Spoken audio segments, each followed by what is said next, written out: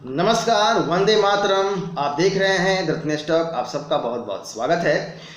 मैं कभी कभी सोचता हूँ, जो दोहरी मापदंड रखते हैं, डबल स्टैंडर्ड रखते हैं, वैसे पत्रकारिता करने वाले पत्रकार क्या अपने आप को कभी आईने में देखते हैं या फिर अपनी पुरानी रिपोर्टिंग कभी याद करते हैं, जिस तरह से मैं और आप देखते हैं, सुनते हैं, समझते हैं। मैं बात कर रहा हूँ शाहीन बाग मसले पर सुप्रीम कोर्ट के जो फैसले आए हैं। इससे पहले कि मैं शाहीन बाग वाले फैसले पे आपको मैं बताऊं, एक पुराना खबर, एक पुराना न्यूज़ में आपको याद दिलाना चाहूँगा मैं अपने देखने वालों को, कि जब इंडिया अगेंस्ट करप्शन का मूवमेंट चल रहा था तो एक विशेष प्रकार के प्रजाति जो पत्रकारिता करते हैं, उसका नाम रवीश कुमार है। आपने सुना होगा कि वह अजीब तरह के मंगल ग्रह से आया हुआ एक विशेष प्राणी है, प्रजाति है।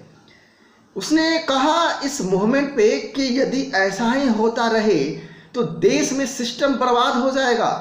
आप लोग पब्लिक को भड़का करके अनसर पे बैठ जाओगे, सरकार को ब्लैकमेल करोगे, सरकार को झुकाओगे।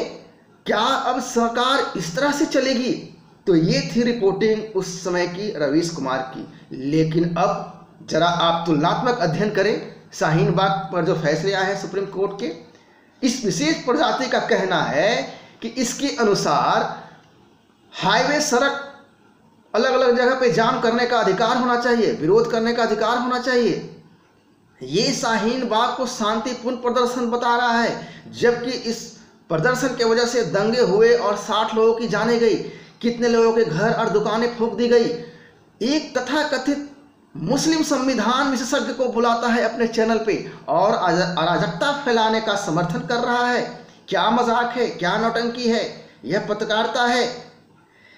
मतलब कि न सरकार सही है, न चुनाव आयोग सही है, न संसद सही है और न ही सुप्रीम कोर्ट सही है। सही है तो बस ये विशेष प्रजाति जो मंगल ग्रह से आया है, यह जो बोल दिया, जो कर दिया, जो सुना दिया, वह सही है। इसमें विश्लेषण करने की जरूरत नहीं है, यह ब्रह्मवाणी है।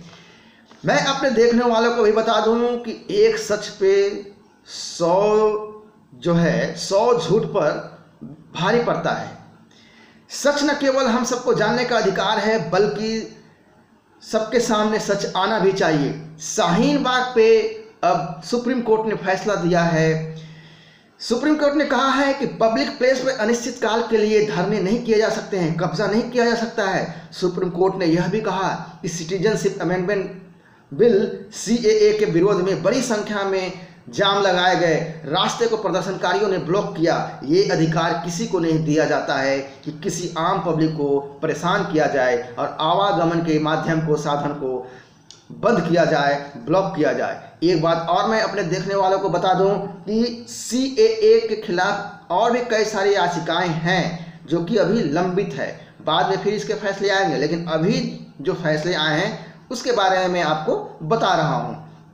आपको याद होगा कि किस तरह से शाहीन बाग में ब्लॉक किया गया, प्रदर्शनकारी हटने को तैयार नहीं थे, जबकि कोरोना का माहौल भी था उस समय।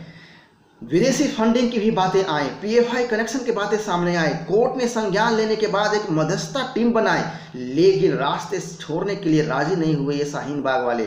ताकि आम लोगों को परेशानी न हो, ये मध्यस्थता की जा रही थी, लेकिन अंततः ये तैयार नहीं हुए। और अब टीवी डिबेट पे इस बात का समर्थन किया जा रहा है कि अराजकता को फैलाने का लोगों को सहमति होनी चाहिए। ये मजाक नहीं है तो क्या है? यह पत्रकारिता के साथ एक तरह से बलात्कार ही है पत्रकारिता का, कि एक ही पक्ष पर, एक ही मुद्दे पे एक समय में आप कुछ बोलते हो, दूसरे समय कुछ बोलते हो। तो आप मजाक नहीं कर रहे हो, नौटंकी नहीं कर रहे हो, पत्रकारिता के साथ आप बलात्कार नहीं कर रहे हो, तो आप क्या है? यह पत्रकारिता की आप हत्या नहीं कर रहे हो तो क्या है यार?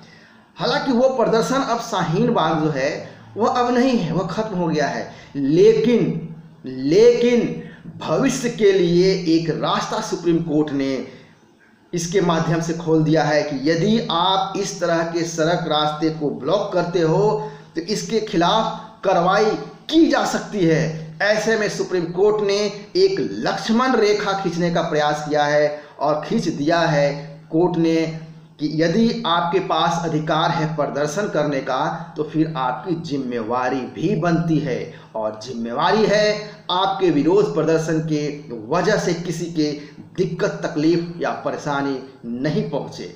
विचार अवश्य कीजिएगा। नमस्कार।